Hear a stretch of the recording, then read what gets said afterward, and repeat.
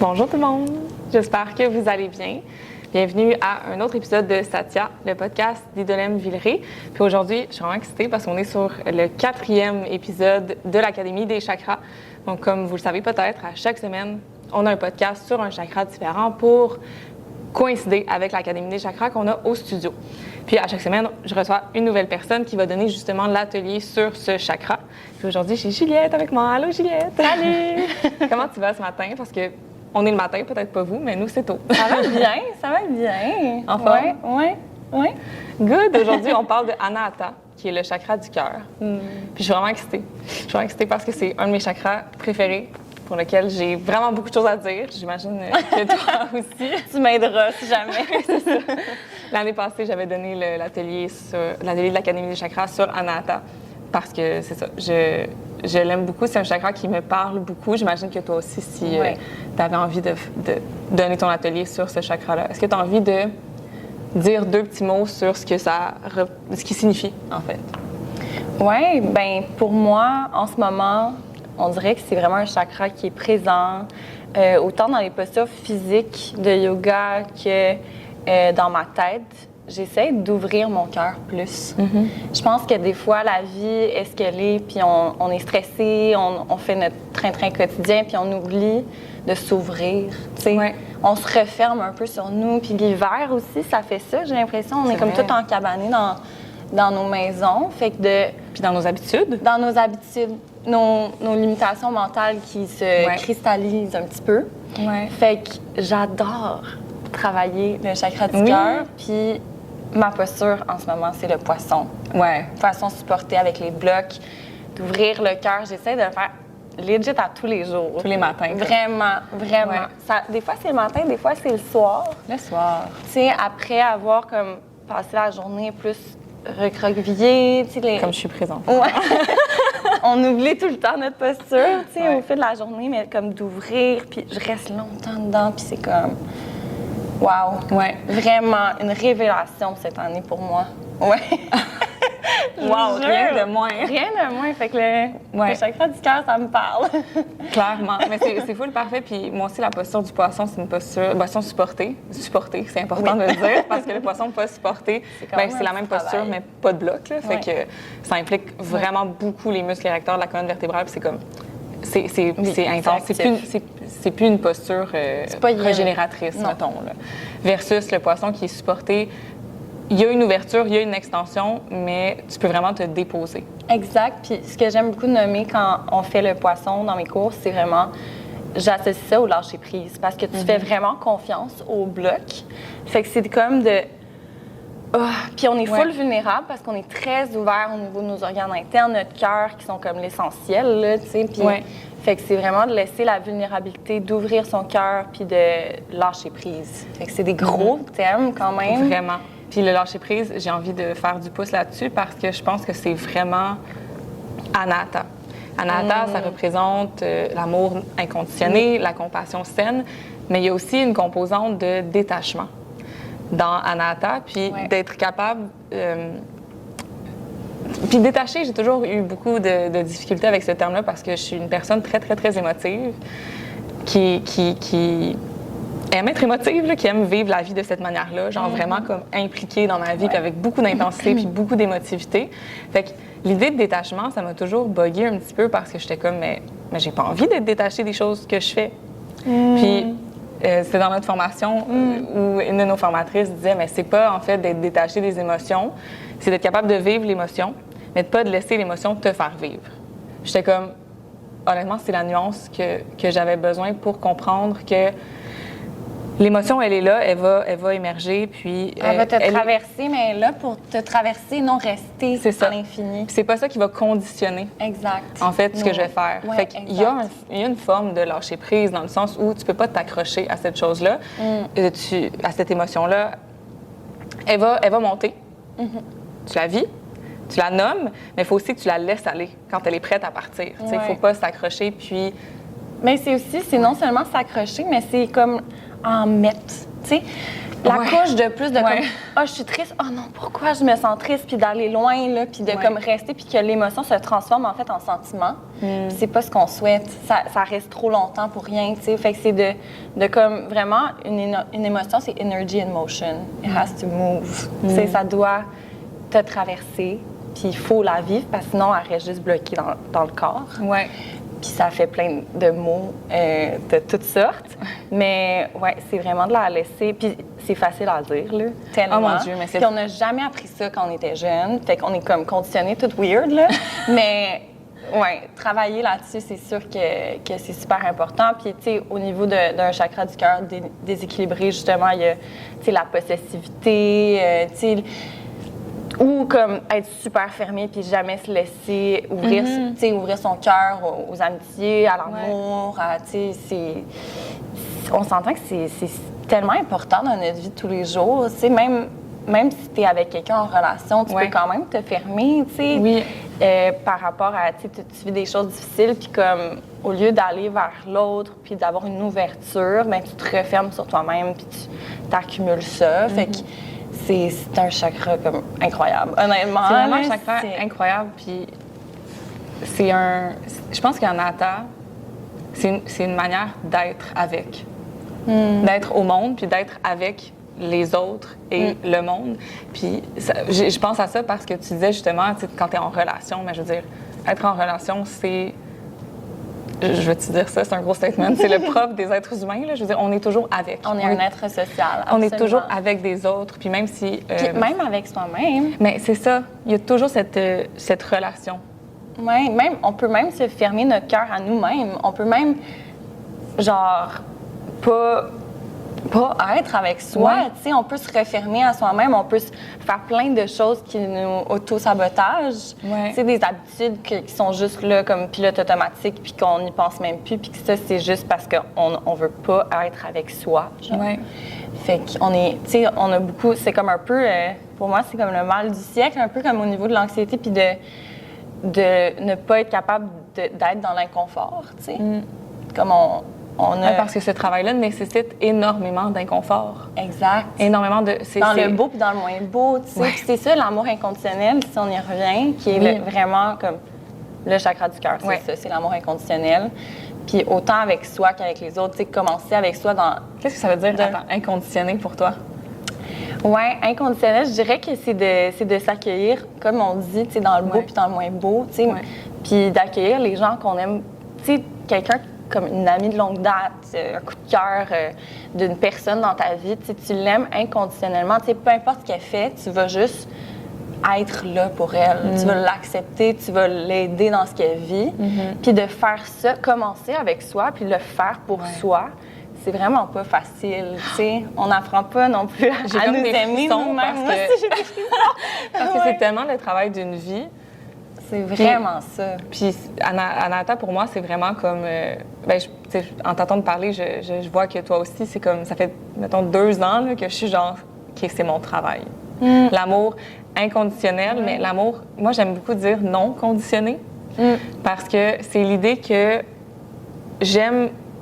Parce que l'amour inconditionnel, ça implique, comme tu as dit, de peu importe ce que la personne va faire, je vais l'aimer quand même. Puis je pense que ça, c'est un amour qui est très puissant, puis il y a quelque chose de pur à cet amour-là, parce que peu importe ce que la personne va faire, tu vas l'aimer quand même. Mais l'amour non conditionné, pour l'amour propre, ça fait plus de sens, parce que je me dis, non conditionné, c'est qu'il n'y a rien qui conditionne mon amour. Il n'y a rien qui vient avant. Alors que inconditionné, c'est peu importe ce que la personne va faire. Un peu. Fait que l'amour non conditionné, c'est que moi, il n'y a rien qui va conditionner mon amour. C'est un amour qui est. Point. Puis il n'y a rien qui conditionne mon amour. Fait que quand on parle d'amour propre, qui peut être non conditionné, c'est que peu importe ce que je suis, où je vais être, peu importe ce qui s'est passé, je m'aime. J'aime la personne que je suis. C'est vraiment comme aussi simple, mais tu sais, on s'entend là. Simple, c'est pas le bon mot. Mais dans le sens où comme c'est simple parce qu'il n'y a pas rien qui conditionne cet amour-là. C'est pas je m'aime parce que je fais ça ou je m'aime parce que je suis ça, parce que je ressemble à ça. Non, c'est vraiment en amont. Ouais. J'aime ça. J'avais pas J'avais honnêtement pas pensé à cette nuance-là. Mais les deux sont Anahata. Je pense que ces deux formes d'amour-là, comme avant et après Mais avant et après, ça fait un timeline dans l'amour, alors que c'est pas ça, là. Mais je pense que Anahata, c'est ces deux choses-là. Mais pour l'amour propre, ça fait beaucoup de sens pour moi de me dire qu'il n'y a rien qui conditionne cet amour-là envers moi-même. Mais tu sais, à quel point ce travail-là est constant? C'est ongoing, là. Tu sais, il n'y a pas de début, pas de fin, là. Tu sais, je pense que dès que tu es sur Terre, tu travailles sur ton amour avec un grand A, là, tu sais. Ouais. Puis c'est drôle que tu dis vraiment que c'est un travail en ce moment parce qu'ils disent, ils disent. J'ai lu ça sur Internet ce matin, OK? Aucune source comme fiable ou whatever. Puis, tu sais, les chakras, on s'entend que c'est les corps subtils. Tu sais, c'est tellement... on peut tellement l'interpréter, tu sais, à ce qui a du sens pour nous. Oui, puis c'est ressenti, c'est vécu, fait que ça nous appartient. C'est subjectif. Ben oui, c'est ça. C'est sûr que c'est très, très subjectif. En un sens. Fait que ça disait, dans le fond, qu'entre 21 et 28 ans, c'est vraiment le chakra qui est comme qu'on travaille. OK, mais fait que j'étais comme ça a du sens. Oui, c'est ça. Tu sais, dans la vingtaine, on est...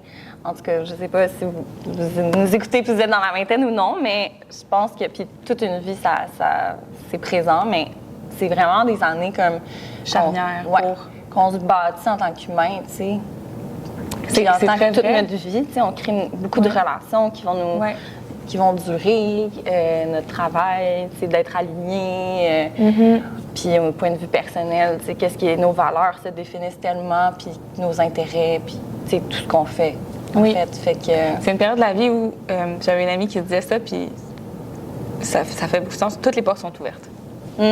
La vingtaine, c'est un temps de la vie où toutes les portes sont ouvertes, toutes les opportunités, puis c'est comme le moment où les choix, il y en a beaucoup, mais sont quand même, tu sais, substantiels puis importants. Puis c'est une période d'autodéfinition aussi quand même assez importante parce que c'est peut-être un peu plus tard dans la vie, il y a un moment où tu t'installes un peu dans la personne que tu es, du moins.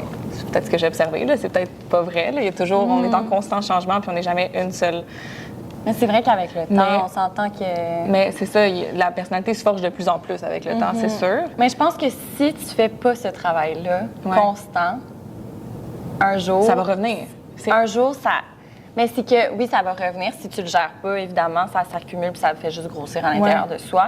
Mais c'est aussi que, on dirait que les gens, avec les années, tu sais, les boomers, ça vient quelque part. Non, mais tu sais... Gros des boomers. Gros statement, OK. Bref, tu sais, je pense que les gens vieillissent et restent dans leurs habitudes et que tout se cristallise un petit peu. Fait que... Mais il y a un moment où ça remonte, tout ça, puis le travail d'Anahata doit quand même être fait parce que... Absolument. Tu peux pas passer une vie grosse cette minute. Mais moi, la raison pourquoi j'ai décidé de commencer à travailler Anahata puis l'amour non conditionné de soi, c'est parce que j'étais comme, je peux pas passer ma vie de même. Je peux pas passer ma vie à me sentir comme ça envers moi-même. J'étais pas bien. Puis quand t'es pas bien avec toi-même, ça conditionne ton être au monde, toutes tes relations, tu sais. Tellement. Puis je pense que ça... Moi, ce que je fais, mettons, pour améliorer mon amour de moi, c'est premièrement, c'est d'avoir de la conscience sur notre discours interne, puis qu'est-ce qu'on se dit à nous-mêmes, tu sais. En prendre conscience. Déjà, cette étape-là, elle est... comme, oh my God, OK, ça, c'était pas fin. Oui. Pourquoi? Tu sais, pourquoi je me suis... Souvent, c'est automatique. C'est très automatique. Fait que c'est des patterns dans notre tête là, qui font juste comme se répéter. Fait que c'est d'amener premièrement de la conscience, puis moi, c'est vraiment de nourrir l'amour de moi, puis ça commence ces temps-ci, c'est avec des affirmations positives le matin. Ça peut paraître méga quétaine, OK? Mais le matin, on a comme une énorme capacité d'intégration, beaucoup plus que... On est comme dans nos fréquences, là. Je pense que c'est les... Theta... Les ondes, en tout cas. Vous irez lire là-dessus. Je veux pas dire n'importe quoi, mais... on a comme vraiment une capacité d'intégration énorme, un peu comme quand on est en yoga nidra aussi, ou donc le matin, dès qu'on se réveille, puis le soir, juste avant de se coucher, on a accès à ça. Puis c'est au niveau un peu de notre inconscient, comme en yoga nidra. Donc, de venir se dire, moi j'aime bien, je suis assez. Je me le dis quand même souvent, ou j'attire l'abondance. Tu sais, comme de laisser ces choses-là être dans notre vie. Tu sais, des fois, on est comme, oh my God, non, genre, je veux pas trop d'amour, trop d'amis, trop d'argent, nanana, parce que peut-être qu'on sent qu'on le mérite pas. Ou, tu sais, de vraiment se parler à nous-mêmes, tu sais, dès le plus tôt possible dans la journée. Je pense que ça peut vraiment setter notre journée de comme, OK, oui, genre, j'ai accès, j'ai le droit, je mérite tout ça, tu sais, moi aussi. C'est pas juste les autres, tu sais. Puis de commencer la journée, c'est vraiment... Puis moi aussi, la phrase que je vais dire va être full quétaine, mais c'est de commencer la journée littéralement du bon pied, là. C'est de setter, comme tu dis, le mood pour la journée. Puis je trouve ça vraiment intéressant parce que moi aussi, le matin, c'est vraiment ma période la plus... je dis productive, mais... Oui, mais c'est pas nécessairement le mot que je cherche. Là, parce que c'est comme ton moment, j'ai l'impression, de la journée. C'est mon moment productif si j'ai besoin de travailler ou d'étudier ou de lire ou peu importe. C'est un moment créatif aussi, mais c'est aussi un moment pour moi, dans le sens où souvent, je suis la première debout chez moi. Je suis la première debout pour... Fait que là, j'ai comme une couple d'heures à moi. Puis, tu sais, mon chien, c'est un gros dormeur. Fait que même lui, là, il est pas levé, là. Tu sais, il dort sur le divan. Puis, il se demande qu'est-ce que je fais debout à 6 heures le matin, là. Fait que c'est comme le moment parfait pour faire ce petit acte-là de self-care ou de self-love. C'est une énorme différence. Ouais. Genre, vraiment, là, c'est tellement déterminant ce qu'on fait le matin. Fait que, ça, c'est dans comment je nourris Ananta. Mais je suis vraiment d'accord aussi avec le fait que le travail, pour revenir à ce que tu disais, nécessite de la conscience, puis nécessite de nommer. Personnellement, moi, ça a été l'étape la plus difficile, c'est de faire comme quand je me disais des choses qui n'étaient pas belles. J'étais comme, je le nommais, puis je le disais à voix haute. Fait que c'est quand même exposant, là. Ma psy était comme, tu le mets dans le monde. Tu le nommes, je veux dire, dans un espace de confiance, là, pas nécessairement dans le métro, genre, mais tu sais, chez moi, ou tu sais. Mais j'étais comme, je viens de me dire ça. Fait qu'on dirait que de le dire à voix haute, j'étais genre, oh my God! Mais ça le sort aussi. Ça reste pas dans ta tête aussi. Ça l'extériorise. Exact. Il y a un pouvoir à ça extérioriser. Oui, puis ça te fait vraiment prendre conscience de l'impact de ce que tu t'es dit à toi-même. Genre là, tu l'as mis dans le monde. Fait que est-ce que tu veux qu'il reste dans le monde? Tu sais, non, là, comme...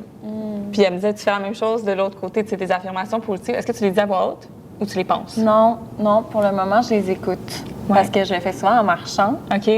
Fait que, ça serait un peu drôle. C'est comme tu le dis à voix haute.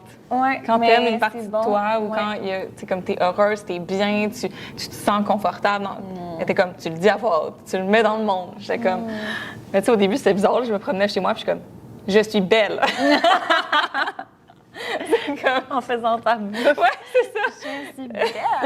Mais genre, tu sais, mais c'est ça. Mais c'est tellement guérisseur de faire ces choses-là. Puis je trouve que c'est vraiment quelque chose que je suis comme déçue de la vie, ça n'a pas été valorisé. De se sentir bien dans sa peau. Oui, de se sentir bien, d'avoir confiance en soi. Tu sais, ça paraît comme...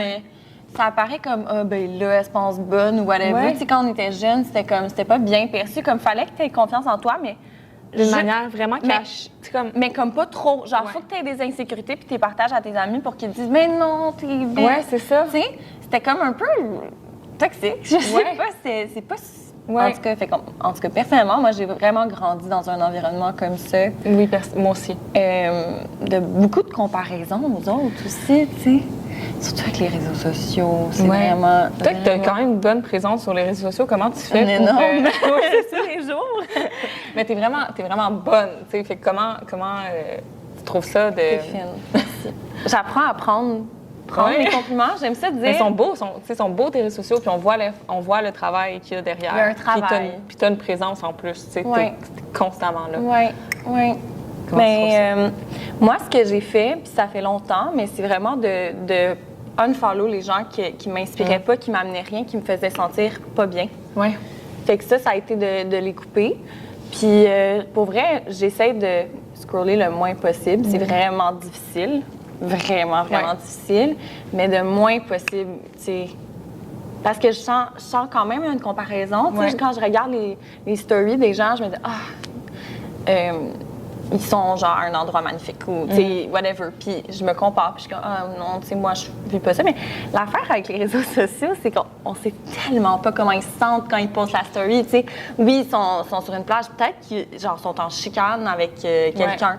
Peut-être qu'ils se sentent comme de la merde. Peut-être qu'ils ont sont malades en voyage. Tu sais, c'est le genre de choses que t'exposes pas. Puis j'essaie vraiment d'être le plus authentique possible. Tu sais, j'essaie de montrer le beau puis le moins beau, puis c'est un travail constant. Ouais. Mais c'est difficile parce qu'on est conditionné à montrer juste le beau sur les réseaux sociaux, tu sais. Puis même si tout va bien dans la vie de cette personne-là, t'as un glimpse, t'as l'image qu'elle a choisi de poster à sa manière. Exact. Peut-être modifiée, peut-être, tu sais, fait que c'est un glimpse. J'essaie de vraiment mettre le moins de filtres possible, même si je suis comme, oh my God, je suis pas à mon meilleur aujourd'hui, tu sais, je me dis ça, mettons, je suis comme, OK, do it anyway, tu sais, genre, fais le show up, peu importe, genre, je vais pas commencer à me Mais c'est mettre... ce qui fait la beauté de ton contenu aussi, c'est que c'est vrai, tu sais.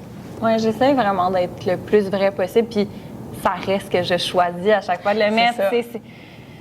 100% authentique, je peux pas dire que ça l'est, tu sais. Non, parce qu'il y a des choses qu'on veut pas non plus montrer, puis c'est correct, là. Oui, puis c'est bien correct. Puis, mais c'est ça, je pense que aussi les gens recherchent une authenticité de plus en plus. Oui.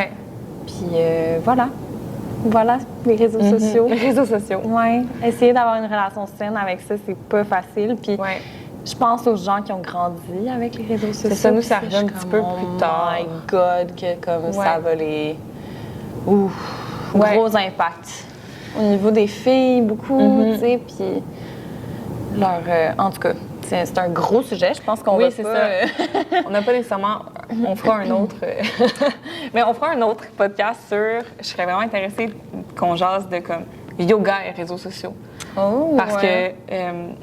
je veux dire, je vois beaucoup de corps, de personnes, de gens qui font du yoga sur les réseaux sociaux, puis je suis comme, c'est beau, c'est magnifique, c'est esthétique, ça a l'air parfait. Tellement. Mais le yoga, c'est pas ça, tu sais. Ben, en tout cas, pas pour moi, ou tu sais, comme dans la réalité, dans les salles, dans le cours, c'est pas nécessairement ça. Fait que, en tout cas, c'est un autre gros thème où je suis comme, ça a sa place, mais il y a aussi de la place pour autre chose.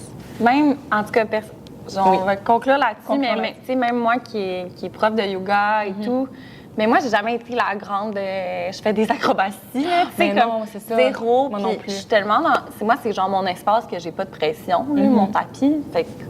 Puis j'enseigne ce que je suis confortable, puis comme... J'enseigne aux gens à être un peu plus présents avec eux-mêmes. Tu sais, moi, c'est ça que je veux. Il y a les postures à travers ça, mais comme... Pour moi, c'est pas, genre, le corps, tu sais. Je veux juste qu'ils soient plus relax en sortant du cours. Moi, c'est ça. Honnêtement, c'est ça mon intention. Mais... Même moi, qui est prof de yoga, que je vois des gens comme... tellement en shape qui font des affaires mais comme c'est qu'il y en a que c'est quasiment des acrobaties. De la danse, quasiment. Puis c'est tellement genre... Puis là, je me compare, je veux pas. Puis je suis comme, oh my God, tu sais, je suis quasiment gênée de... Mais c'est faut juste pas que les gens, peut-être, qui viennent faire des cours après, ce soit leurs attentes. En fait, il faut juste pas que ça crée les attentes que le yoga, c'est ça, parce que d'un côté, bon, les gens s'attendent à ce que la prof soit ça, puis d'un autre côté, ils s'attendent à ce qu'il faut que ça donne ça pour eux dans leur corps, alors que c'est pas réaliste du tout, tu sais. Non. Puis ça conditionne, pour revenir sur Anata, ça conditionne l'amour qu'on a envers nous-mêmes, puis si tu viens faire un cours de yoga, puis tu t'attends à ce que ce soit ça, puis tu te dis, il faut que j'atteigne ça, il faut que j'atteigne ce niveau-là de mobilité, de flexibilité, de contorsion quasiment, mais de force. Il y a tellement pas beaucoup de corps qui sont capables de faire ça, peut-être à ce niveau-là, puis tout le monde a ses forces qui sont vraiment différentes. Fait qu'à un moment donné, il ne faut pas se laisser conditionner par ces choses-là, il faut juste être capable de s'apprécier pour ce qu'on est capable. Mais on a chacun nos forces, je pense. Oui. Oh, Anata! Ah, j'ai tellement hâte de donner cet atelier-là. Honnêtement, ça va être tellement le fun. C'est sûr qu'on fait la posture du poisson. Oui, c'est ça. 1 heure, 2 heures, la posture du poisson, puis des affirmations.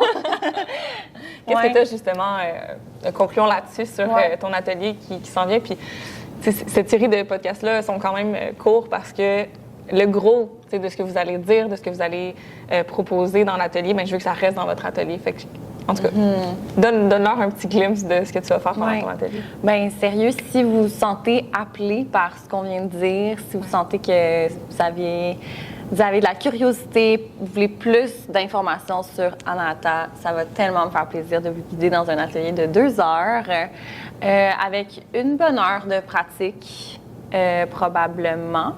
C'est pas monté là, au moment qu'on se parle, mais il va y avoir beaucoup d'ouverture de cœur, évidemment, dans la pratique. On va faire clairement des affirmations positives, un yoga nidra pour venir reset votre système nerveux. C'est sûr qu'il va y avoir une histoire en lien avec le cœur. Puis un peu de théorie. Un peu de théorie, of course. Ouais. On va pour démystifier un peu plus, comme un peu plus concrètement qu'est-ce que ça implique Anahata. Exact, c'est sûr. Ça va être le petit 30 minutes qui reste. Ouais. Puis c'est le 2 mars. 2 mars. À 15h. Oui. Vous pouvez déjà vous inscrire en ligne si vous voulez. Fait que merci Juliette pour ta présence, pour cette tellement riche discussion. Je sens qu'on pourrait en parler encore full. Fait que merci d'avoir pris le temps de discuter avec moi, puis merci de nous avoir écoutés. Merci. On se revoit la semaine prochaine où on va parler de Vishuddha, le chakra de la gorge. Bisous!